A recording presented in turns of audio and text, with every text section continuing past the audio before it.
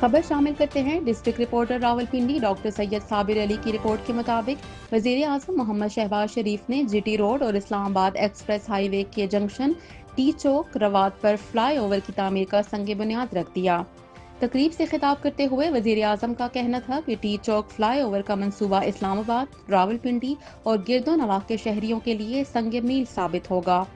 Rail کار کے مجوزہ منصوبے سے جڑواں شہروں کے مکینوں کو مزید سہولتیں میسر آئیں گی، جبکہ ترقیاتی منصوبوں کی تکمیل میں معیار پر کوئی سمجھوتہ نہیں کیا جائے گا۔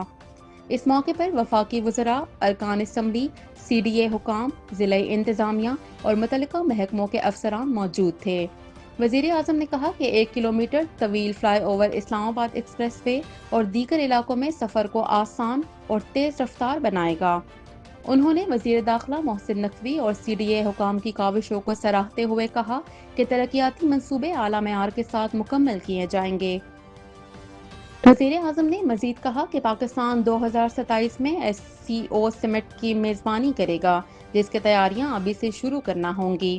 انہوں نے بتایا کہ تاجکستان کی جانب سے تحفے میں دیے گئے پودے اسلام آباد کی خوبصورتی میں اضافہ کریں گے، جبکہ شاہراہ دستور کو مزید خوبصورت بنانے کے اقدامات جاری ہیں۔ چند ہفتوں میں شاہراہ دستور کے اطراف رنگ برنگے پھول نظر آئیں گے۔